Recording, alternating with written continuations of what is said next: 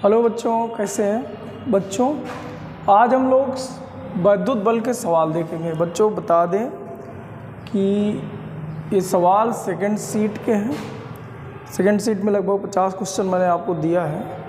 मैंने कुछ क्वेश्चन आप लोगों को ऑफलाइन कंप्लीट करा दिए थे, कुछ क्वेश्चन रह गए थे, तो उन क्वेश्चनों को चूँकि टाइम नहीं मिल पा रहा था ऑफलाइन में कंप्लीट कराने के लिए, आप लोगों से कहा था कि मैं आप लोगों को ऑनलाइन क्वेश्चन दे दूंगा, वीडियो बना के आप लोगों को दे दूंगा।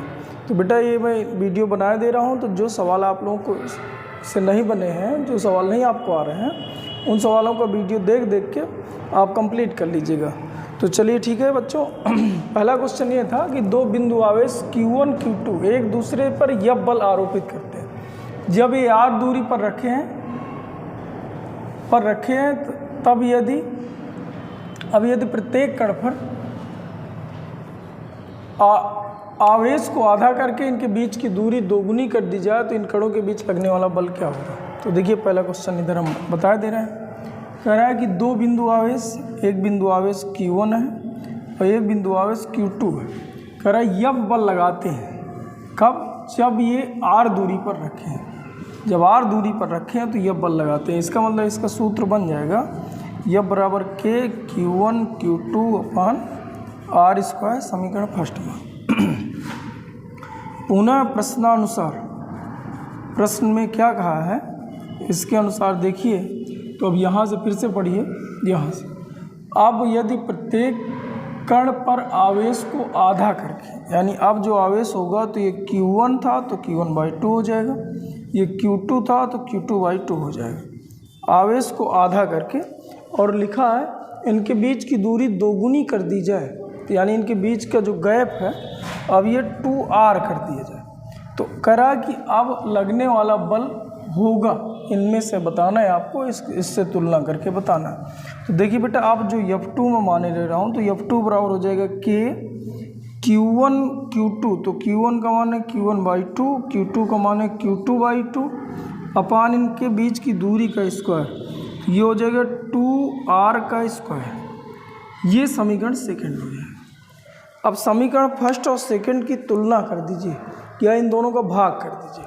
तो देखिए बेटा, F बराबर आया था K Q1 Q2 अपान r स्क्वायर और F2 बराबर आया था K, अब देखिए ये हो जाएगा Q1 Q2/4, यानी Q1 Q2/4 हो गया, और ये 4r स्क्वायर हो जाएगा, तो इंटू 4r स्क्वायर।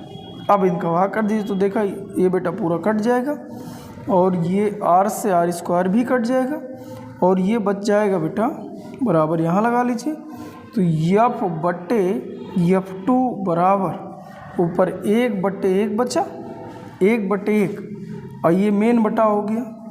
फिर इधर बचा 1/16। अब देखिए बाहर बाहर गुणा, अंदर अंदर गुणा, तो 16 पहुँच जाएगा ऊपर। तो यानी हम लिख सकते हैं कि F1/F2 यानी F/F2 बराबर 16।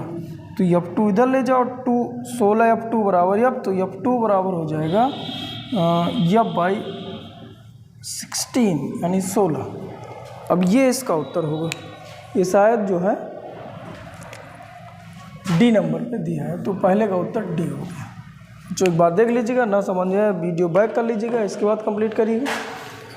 दूसरा क्वेश्चन देखिए। दूसरा क्वेश्चन कह रहा है,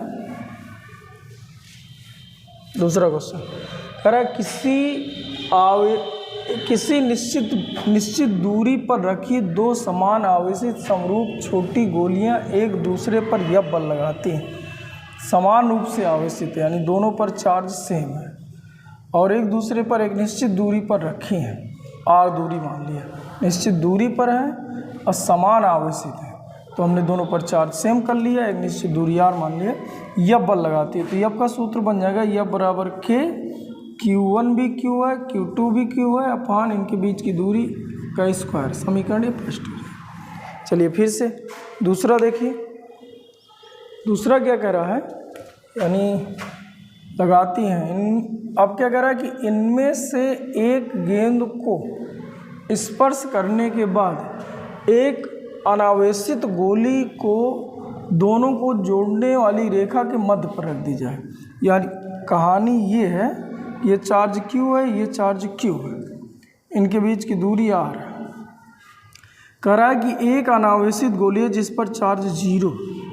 अब उसमें कर क्या रहे हैं कि इससे एक गेंद से स्पर्श कराए हैं। स्पर्श कराने के बाद एक अनावेशित गोली को, यानी अनावेशित गोली को स्पर्श कराने के बाद दोनों अनावेशित गोली को दोनों को जोड़ने वाली रेखा ये है कि मध्य पर रख दी है, यानी R/2 पर रख दी। इसको उठा के फिर हम इससे टच कराने के बाद यहाँ रख दिए। अब कह रहा है कि बताइए तीसरी गेंद पर, यानी जो गेंद हमने यहाँ पर रखा है, कितना बल अनुभव करेगा। तो भैया जब भी स्पर्श कराते हैं तो जो कुल आवेश होता है, इन दोनों का जो कुल आवेश है ये वाला, ये जुड़ के आधा आधा बढ़ जाया करता है। तो 0 में Q जोड़ोगे तो Q आएगा, Q/2।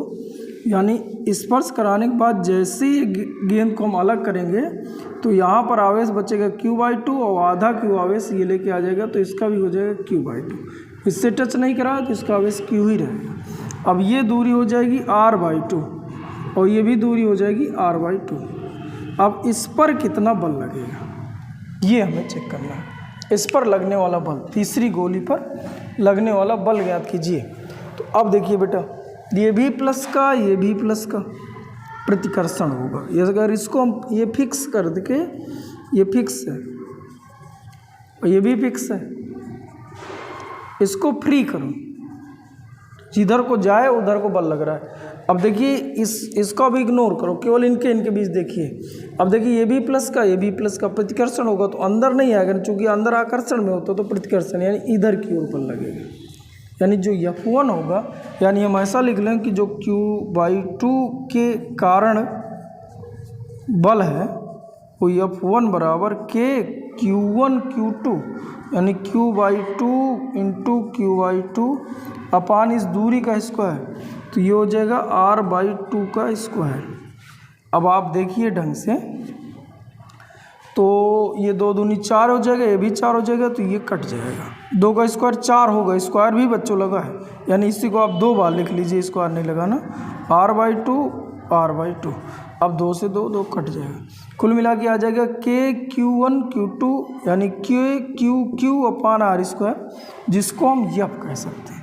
यानी ये F बल लगेगा और इसकी डायरेक्शन किधर होगी, इधर होगी। तो अगर इसको हम राइट माने और इसको लेफ्ट माने तो राइट की ओर ये बल लगेगा, राइट डायरेक्शन, दाहिनी दिशा में। अब इधर पे देखिए, अब ये भी देखिए बेटा, यहाँ Q/2 है, यहाँ Q है। अब इसको हमने फ्री करा है, इसको फिक्स है, ये अपनी जगह से हिले डुलेगा नहीं। अब ये किधर भागेगा, या तो इससे मिलने जाएगा या तो दूर जाएगा। 2 ही तरह बल लगते हैं। अगर अपोजिट डायरेक्शन है तो मिलने जाता है, प्रेम होता है। और अगर मान लीजिए सेम है, या तो दोनों प्लस के हैं तो दोनों में तो दुश्मनी होती है, तो इधर भागेगा। तो यानी इसमें इधर की ओर बल लगेगा, मतलब हमें समझ में लेफ्ट की ओर लगेगा। और लगेगा कितना, तो आप Q के कारण लगा लीजिए बल, तो F2 बराबर हो जाएगा K।